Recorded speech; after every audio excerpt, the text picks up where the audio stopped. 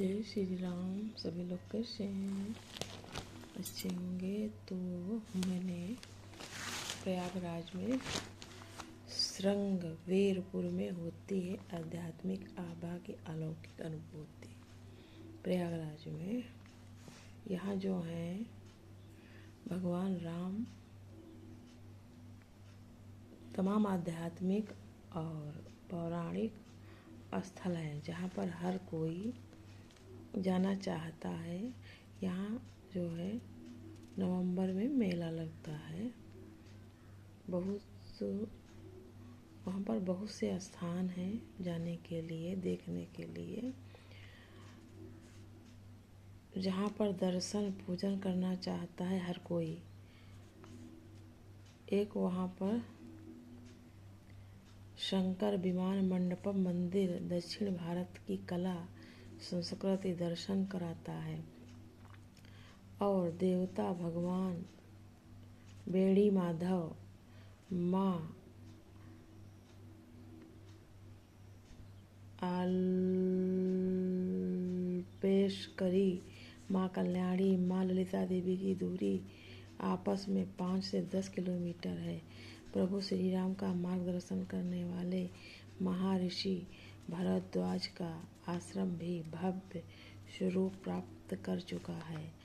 आश्रम के सामने स्वतंत्रता आंदोलन का केंद्र रहा ऐतिहासिक आनंद भवन है।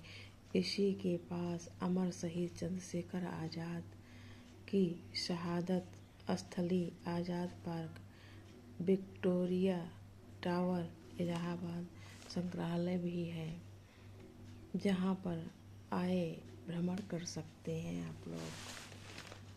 श्रृंगपुर में वैसे तो वर्ष भर लोगों का तांता लगा रहता है, भीड़ लगी रहती है। इसका उत्तम समय अक्टूबर से अप्रैल तक रहता है। कार्तिक एकादशी से पूर्णिमा तक श्रृंगवेरपुर में राष्ट्रीय रामायण मेला लगता है। अब की 1 से 5 नवंबर तक रामायण मेला चलेगा।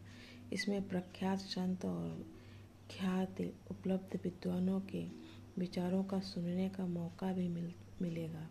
साथ ही शाम को जाने माने कलाकार सांस्कृतिक प्रकृति के माध्यम से भक्ति व समरसता का संदेश आत्मसात कराते हैं। इसके बाद जनवरी फरवरी माह में संगम तट पर माघ मेला लगता है। उस समय संगम से डुबकी लगाने के साथ साथ श्रृंगवेरपुर का भ्रमण करना अत्यंत उत्तम माना जाता है। तो सभी लोग माघ मेले में जाइए, नवंबर में जाइए। और यहाँ निषाद राज का पार्क भी है, भव्यता बढ़ाता है देखने के लिए। प्रभु श्री राम निषाद राज को गले मिलाती 51 फुट की ऊंची काष्ठ की प्रतिमा भी है, सबका ध्यान आकर्षित करती है। Sandhya Ghat, Ram Ghat, Sita Kund Ghat, open air theatre, children play area और आध्यात्मिक गैलरी धाम की भव्यता बढ़ाते हैं। वही निषाद राज के किला का अवशेष गौरवपूर्ण अतीत की अनुभूति कराता है। यही कारण है कि महाकुंभ 2025 में जनवरी फरवरी माह में लगभग 1 करोड़ लोगों ने श्रृंगवेरपुर में भ्रमण किया था और यहाँ की भव्यता लोगों को प्रभावित और आकर्षित करती है। जाने वाले मार्ग हैं, यहाँ पर सड़क मार्ग से पहुँचा जा सकता है। प्रयागराज सड़क, रेल, विमान के जरिए आसानी से आ सकते हैं। तीर्थराज प्रयाग में संगम तट से लगभग 35 किलोमीटर दूर है। श्रृंगवेरपुर धाम त्रेता युग में पत्नी सीता और भाई लक्ष्मण के साथ प्रभु श्री राम अयोध्या से वनवास के लिए निकले थे। उन्हें गंगा पार कराई थी निषाद राज गुह ने उनका।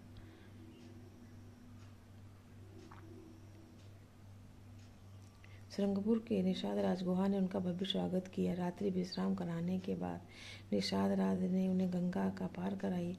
त्रेता युग की इन्हीं स्मृतियों को श्रृंगवेरपुर में जीवंत रखने के लिए प्रदेश सरकार ने इसे धार्मिक स्थान घोषित किया है। 6 हेक्टेयर में बना है निषाद राज पार्क। माँ गंगा मोक्षदायिनी माँ गंगा का तट, अलौकिक घाट, चौओर हरियाली, प्रकृति की है अद्भुत छटा, भजन कीर्तन गूंजते रहते हैं हरदम। मनोरम तीर्थराज प्रयाग का श्रृंगवेरपुर धाम, त्रेता युग की आध्यात्मिक और सांस्कृतिक आभा की अनुभूति करनी हो तो श्रृंगवेरपुर धाम जरूर जाइए, जहां आपको पुरातन परंपरा और संस्कृति का दर्शन होगा।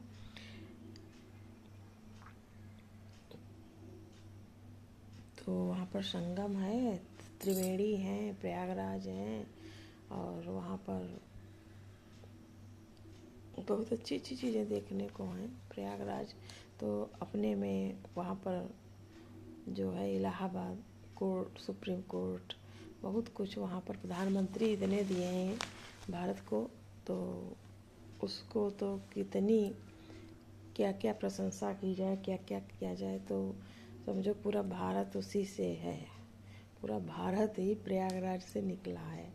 इतने वहाँ के प्रधानमंत्री हैं, विद्वान हैं, पंडित हैं, शास्त्रीय गायन हैं, सब वहीं हैं। हमारे अमिताभ बच्चन जी वहीं से हैं।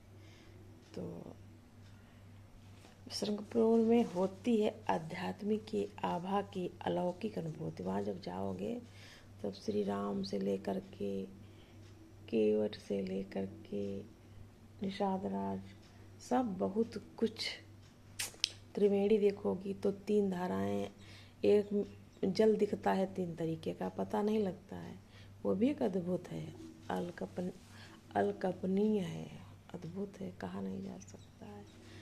अदृश्य है सरस्वती, लेकिन वहाँ पर तीनों धाराएं, त्रिवेणी जिसको कहते हैं, जैसे हम लोगों की ये चोटी होती है तो इसमें होती 3 है, और जहाँ कहीं देखोगे तो 3 नहीं दिखेंगी। देखो ये एक है, यही 2 दिखेंगी, तीसरी गायब रहती है चोटी। तो चोटी भी जो हम लोग करते हैं, ये भी, इसको भी त्रिवेणी कहते हैं। ऐसे ही वहाँ 3 धाराएं हैं, आपको दिखेंगी 2 ही, लेकिन है त्रिवेणी। एक चोटी उसी की, समझा दिया, बाकी कहाँ वो कहाँ। तो सब कुंभ तो बहुत चर्चा में रहा। अब माघ मेला आने वाला है, वहाँ सब जाते हैं तपस्वी लोग। इतनी ठंडक में हम लोग हीटर लगाते हैं, कमरा, रजाई, बिस्तर, कपड़े, और वहाँ सुबह उठ करके वो लोग स्नान, ध्यान, माला जप सब करते हैं। छोटी छोटी मड़ैया बनी होती हैं, वो भी देखने वाला है। देखो इस साल मैं जाऊँगी तो हो सकेगा वीडियो बनाऊँगी। वहाँ जाओ तो देखो कि जीवन कैसे जिया जाता है। गंगा घाट के किनारे सोना ठंडक में, बालू जमीन में होती है। वो तपस्या नहीं, विरक्त लोग वो लोग हैं, वो ही वहाँ पर कर पाते हैं। और महिमा है गंगा जी की, साधारण आदमी नहीं रह सकता। बिना किसी प्रभाव चमत्कार के कोई वहाँ नहीं रह सकता है। देखो वहाँ छोटी सी दुनिया में सब कुछ आपको मिलेगा, खाना, चाय, पानी, सत्संग, भजन, जप, अपने को सोचने को मौका। वहाँ एकांतवास जाना भी चाहिए कभी कभी। साल में 24 घंटे में 1 घंटा अपने लिए, और साल में 1 महीना तो निकालना चाहिए, तभी ये जीवन सार्थक है। वैसे जीवन का कोई मोल नहीं है। Good morning, Radhe Radhe. बजने वाले हैं 6:30, आज है हैप्पी संडे। तो मैं रामायण रोज इसी पर पढ़ती हूँ, उसी में चौपाई भी आती है, तो मैंने सोचा आज थोड़ा वीडियो बनाती हूँ। और देखो भगवान मुझको भी प्रयागराज, सब तीर्थों के राजा प्रयागराज हैं, तीर्थ, तो कब बुलाते हैं फिर से जाऊँगी जल्दी से। आज उनके मन में कामनाएं आ गई, कुछ तो है, तो कुछ लगता है याद दिला रहे हैं।